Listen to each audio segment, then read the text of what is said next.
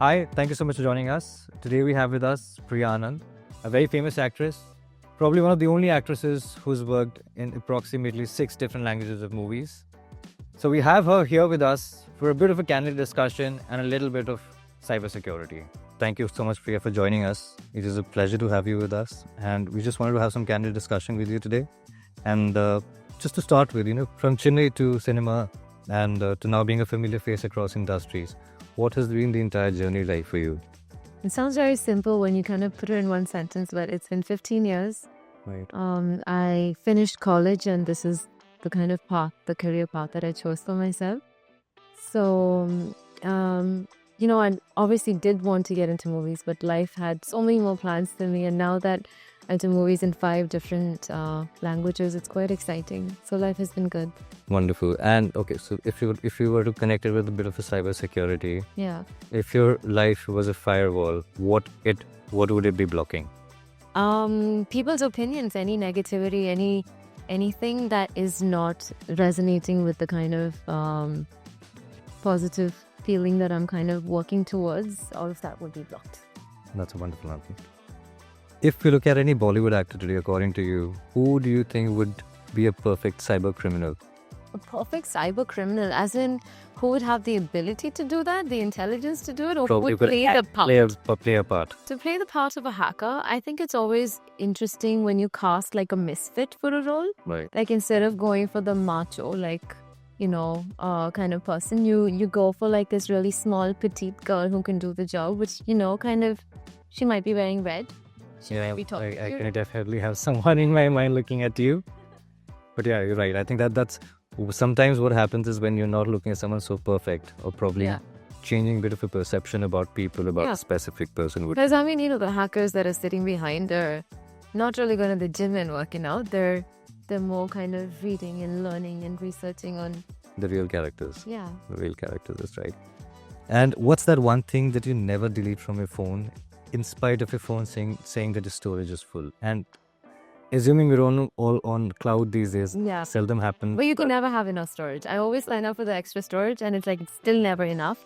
I think any pictures of my dog or like family. Right. I think, these now with the convenience of having cameras on our phones, these kind of memories I would never want to delete. That's sweet. In a world where one image can actually go viral, and how important, according to you, is digital hygiene, and what are the specific or some important things that you keep in mind while being online? I think it's very important to not get carried away, because we kind of because it's social media, we sometimes I'm not talking about just actors, I'm just talking us, a person. We take it very lightly, but like whatever you put out online, like pictures or like comments, these things are permanent. We've seen a lot of people of power, like actors, CEOs of companies, politicians get in trouble for things they've said, over a decade ago. And they might not be the same people that had those opinions then, but people do catch up, and, things always come to light. So it's important that you are very careful about how you present yourself online.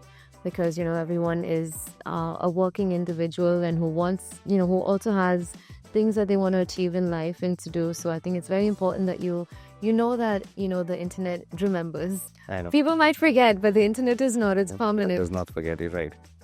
We all have friends who kind of take certain things that we do too seriously, and they kind of poke us for it, or, troll us for it. Anything that's very specific that you're taking care of while you're online when it comes to your own security, and they think it's just too much that she's doing? I don't know, this habit of not really posting something when I'm actually in the place. So if I'm out at like lunch or dinner, or like if I'm in another city, I never actually post that I'm in that city. So it'll be like weeks later or months later, sometimes even years later.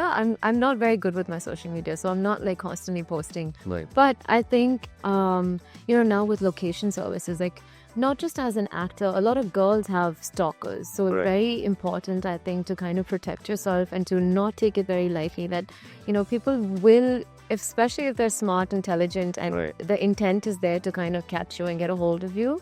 It's very easy to kind of find someone online with the pictures you very nonchalantly post online. Absolutely. I think that's absolutely right. So thank you so much. Just one last thing before you leave.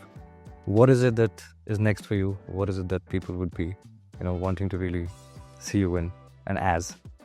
Well, what do people want to see me in and as? I don't know. That I really don't know. But what I would be excited to do is to do more horror. I've done one horror film in Malayalam. That was my debut film called Ezra. I've really enjoyed working on that. So I would love to do another horror film. Thank you so much for joining us. It was lovely to have you. Thank you. Thank you.